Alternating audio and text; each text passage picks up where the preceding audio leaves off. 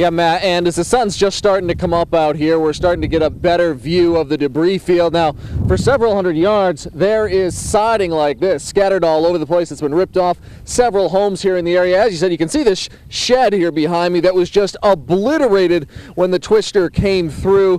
You see some of the stuff that was inside it is scattered out, and I'm looking back that way, and it goes several football fields away. You can still see stuff scattered across people's lawns, and there were a number of folks out here in this area who got way too up close and personal with the twister.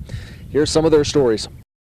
Phil, only 2 words on everybody's mind down here at the Siegel Center tonight, and that is Final Four. We got a quickly growing crowd.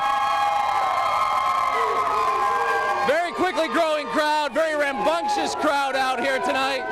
And check this out. Our good friends at the Times-Dispatch have already made up the posters. Final Four. Let's see the other side, guys.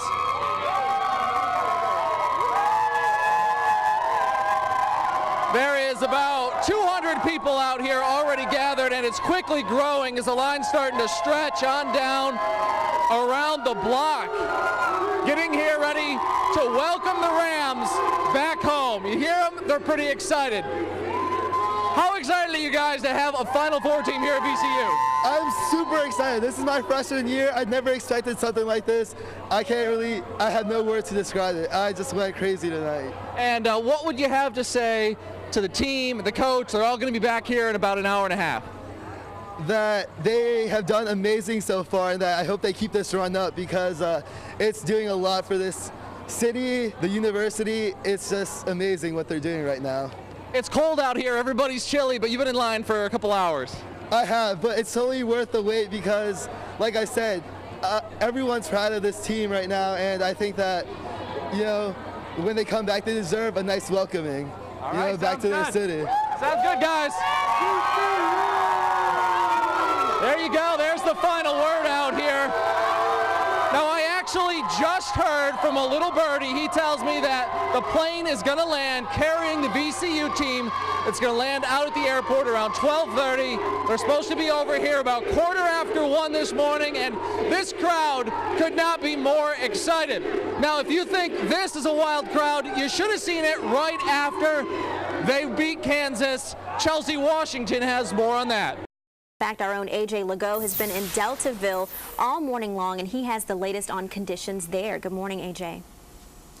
Good morning, Amy. Morgan. Sun really coming out here, shaping up to be a beautiful day in Virginia's Middle Peninsula as Hurricane Irene leaves us in her rear view. And you may be saying to yourself, now would be a good time to go out and start checking on your property. Maybe you got a vacation home down here or a boat docked. Well, that's not such a good idea. We just spoke with county leaders, and they're asking everyone to stay at home. Here's why. Take a look at some video we shot this morning, and there are some trees down all across the area, covering sometimes on main roads. A lot of the side roads are impassable. They're leaning into power lines, and those power lines can be very difficult to see even during daylight hours. So they're asking that you give emergency crews today to get everything fixed, back up and running. They have widespread power outages, but the main thing is getting the roads clear. They're asking you to stay at home. And you saw one car here in our video that got buried in the sand during the middle of the hurricane. Someone was trying to drive down one of the flooded out beach roads. Now, as you come back out here to me live, you can see the water has receded. The storm surge had that water all the way up in here. It brought a lot of stuff. This is kind of the high water mark right here. Good afternoon, I'm AJ Lagoe in the 8 newsroom. We're breaking in with special coverage. An earthquake that measured 5.8 on the Richter scale hit just outside of Mineral, Virginia. It hit about 9 miles outside of Mineral, Virginia just a short time ago. There are a number of evacuations taking place across the area right now. We're getting reports that the Richmond Police Department is helping evacuate at VCU Medical Center. Also, a number of the buildings in downtown Richmond have been evacuated. And I can tell you, I was here in the newsroom, and all of a sudden, all the bright lights we have and the cameras that we have here around the newsroom really started shaking, and stuff was moving on my desk, had a glass tip over, so it was fairly significant rumbles going through it. I actually just got reports. I've covered the county of Louise as a beat reporter for a number of years. I just got a report that their dispatch center is being flooded with calls that include strokes and heart attacks and some other injuries as a result of this earthquake. Juan, Christina, this was one of the most powerful earthquakes in Virginia history, and here in Louisa County, the town of Mineral, not far from the epicenter, homes and businesses like the one you see damaged here behind me continue to be rattled by aftershocks this evening. Now, the good news is there have been no reports of serious injuries, but nerves here certainly frayed this evening. Now, AJ, you have some other details for us now. We certainly do, and there's certainly going to be a lot of cleanup, as we saw in your story there, Caitlin. You see this business here, this termite place behind us, all the glass broken out of the plate glass window here. So certainly going to be a lot of work for folks tomorrow. Long road ahead, yes. All right, now to a part of the story you'll see only here on TV8. The frantic phone calls made to the Louisa County 911 Center in the seconds after the earthquake struck.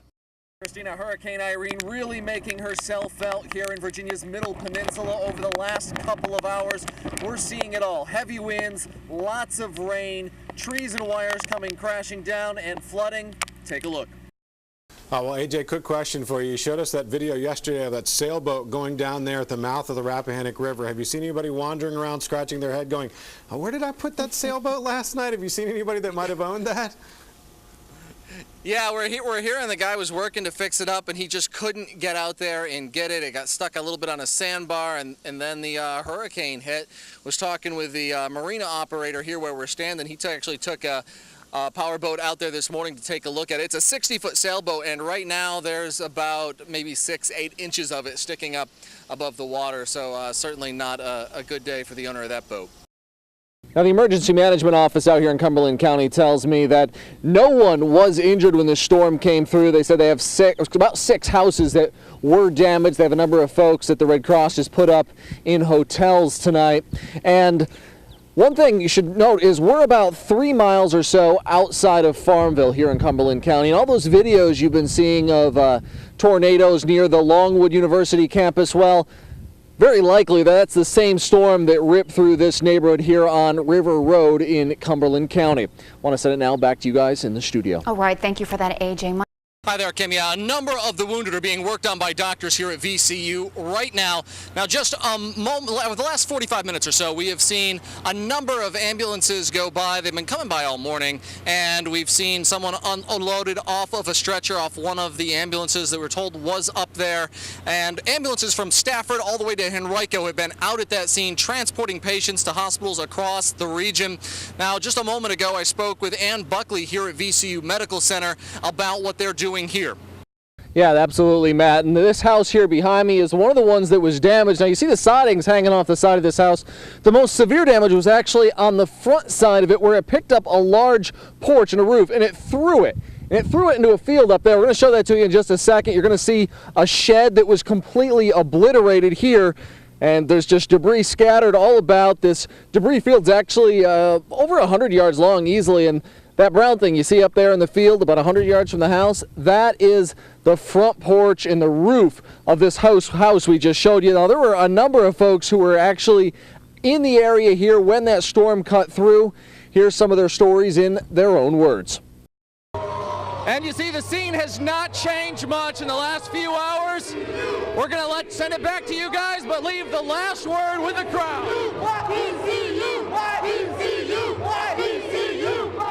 There you have it. Back to you guys in the studio.